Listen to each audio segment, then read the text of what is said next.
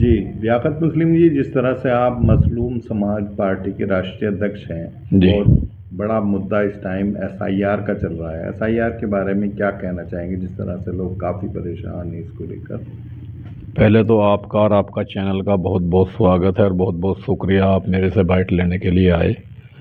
जैसा पेचीदा मामला चल रहा है एसआईआर का, तो जहाँ तक एसआईआर का मतलब है, ये वोटरों का सर्वेक्षण हो रहा है। जी।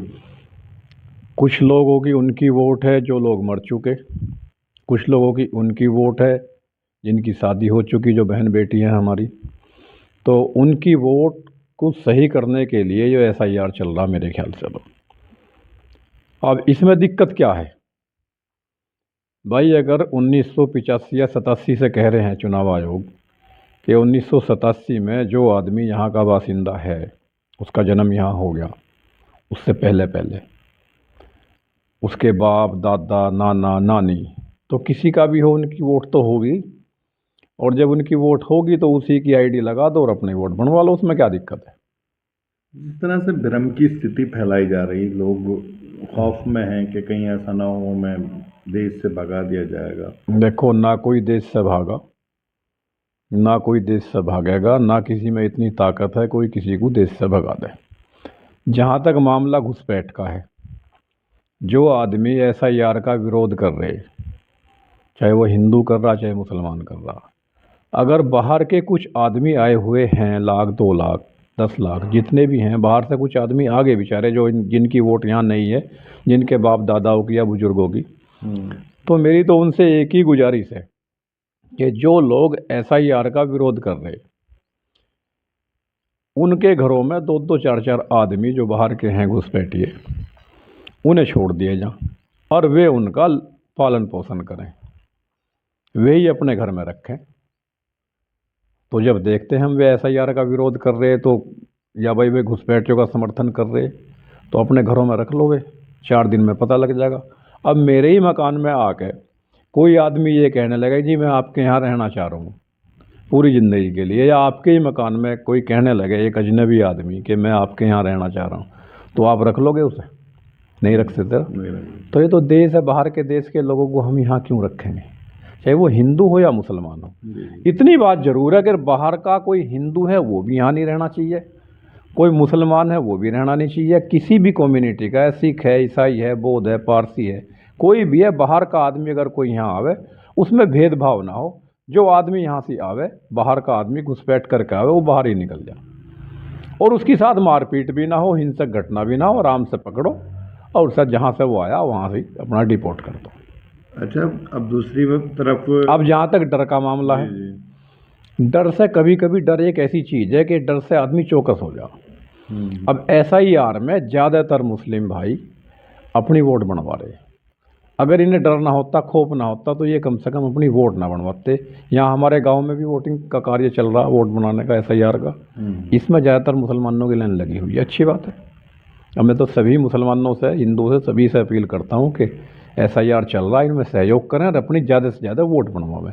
और जब हम यहाँ के रहने वाले हैं, हमारे बुजुर्ग यहाँ कहते हैं, तो हमें कौन निकाल देगा, किसमें ताकत है इतनी? सही बात। और बताओ। जिस तरह से सुप्रीम कोर्ट को लेकर मौलाना महमूद मदनी ने बयान दिया है, क्या कहना चाहेंगे इससे? देखो, मौलाना महमूद मदनी साहब हमारे कायद हैं, हमारी कौम के कायद हैं, और वो परिवार, उनके बुजुर्ग, उन्होंने देश के ऊपर कुर्बानी दे रखी। जो बात उन्होंने कही होगी वो मेरे ख्याल से सोच समझ के ही कही होगी।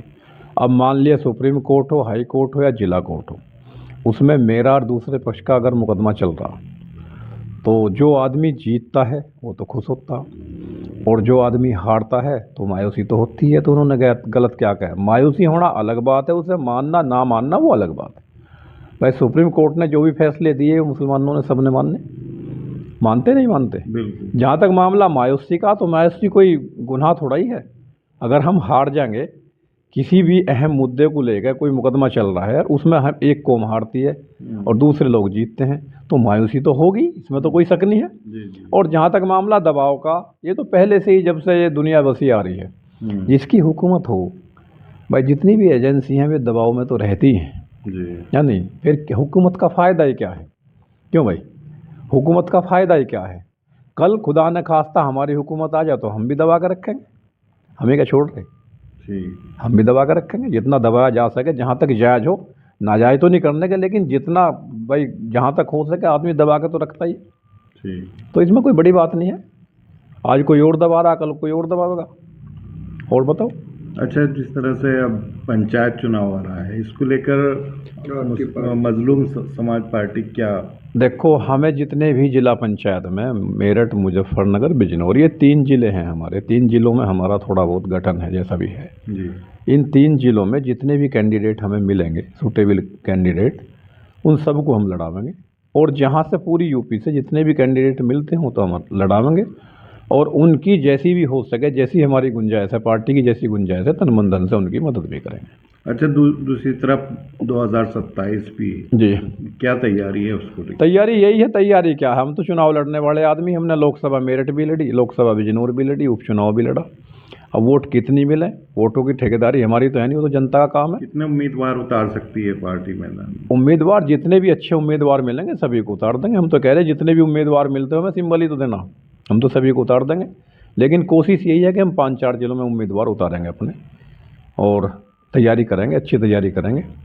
हार जीत, वोट मिलना ना मिलना, वो जनता के हाथ में है, और जो रिजल्ट है वो भी जनता के हाथ में है। और ऊपर सुपीरियम पावर जो है वो भाई अल्लाह ताला है, ऊपर भगवान है, ईश्वर है। ठीक है। बहुत बहुत शुक्रिया आपका, आप आए यहाँ।